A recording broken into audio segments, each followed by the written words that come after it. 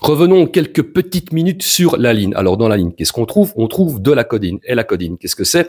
Eh bien, c'est un dérivé de la morphine. Et la morphine, c'est donc un opioïde.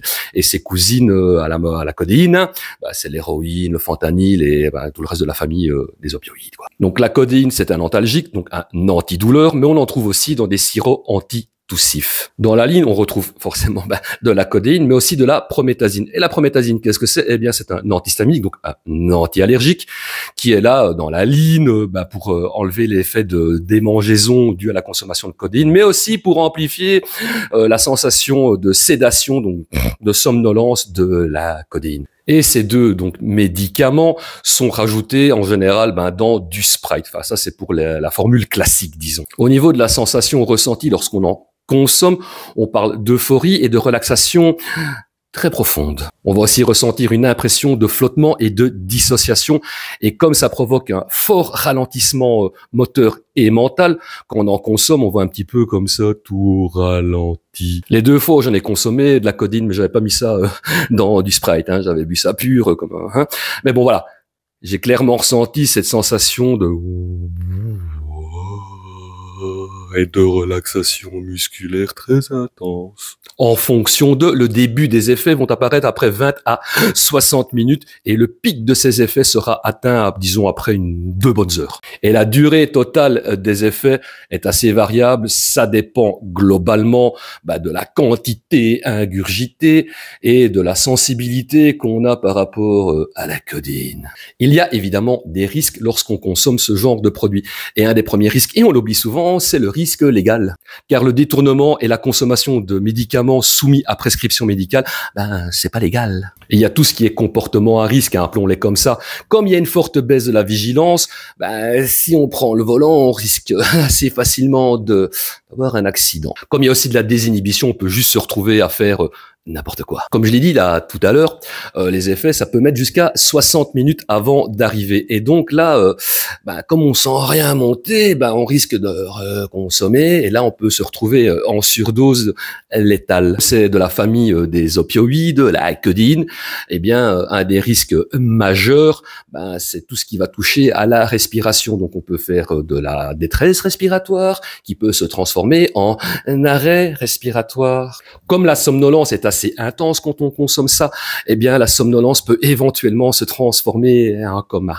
Et si on perd, disons, juste conscience qu'on continue à respirer, le risque c'est peut-être de vomir et de s'étouffer dans ses vomissures. Tu parles d'une chouette mort. Lors de la descente, on va ressentir une fatigue intense, de la confusion, on peut avoir des nausées, des maux de tête, un petit peu de constipation. Et un petit peu comme d'habitude, quand on est en descente, on va se sentir pour le moins anxieux et dépressif. La durée de la descente, c'est minimum 4 heures, ça peut aller jusqu'à 6 heures, et évidemment beaucoup plus. Et le retour à la normale sera assez lent et pénible. Et tout ce qu'on appelle effet résiduel, ça peut durer carrément jusqu'au lendemain. Donc même le lendemain, on va se sentir...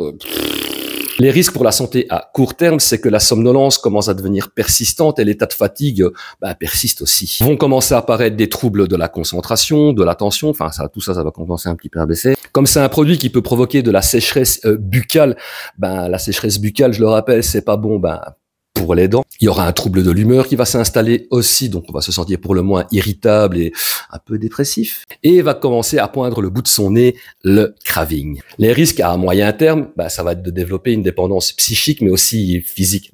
C'est un opioïde. Les troubles du sommeil vont devenir un petit peu plus costauds, les troubles de l'humeur vont monter d'un solide cran aussi. Un isolement social peut commencer à s'installer et là on parle plus de baisse mais de diminution assez costaud de la concentration, de la mémoire, etc. À plus long terme, les risques ce sera de développer une grosse dépendance psychologique et physique. Étant donné qu'il y aura une accoutumance qui se sera installée, le risque d'overdose sera un petit peu plus élevé aussi puisque voilà, je rappelle l'accoutumance c'est devoir consommer plus pour ressentir les effets de la première fois. Il va aussi y avoir une détérioration du foie et on peut aussi faire de l'insuffisance rénale. Donc les reins vont commencer à vachement moins bien fonctionner. On peut commencer à avoir de l'hypertension, faire de l'arythmie et tout ce qui va être trouble de la mémoire, de l'attention, de la concentration, tout ça, ça va en prendre un solide coup. Le petit problème aussi, c'est qu'on peut développer une tolérance assez forte aux antidouleurs, aux antalgiques. Donc quand on en aura vraiment besoin des antidouleurs, parce qu'on aura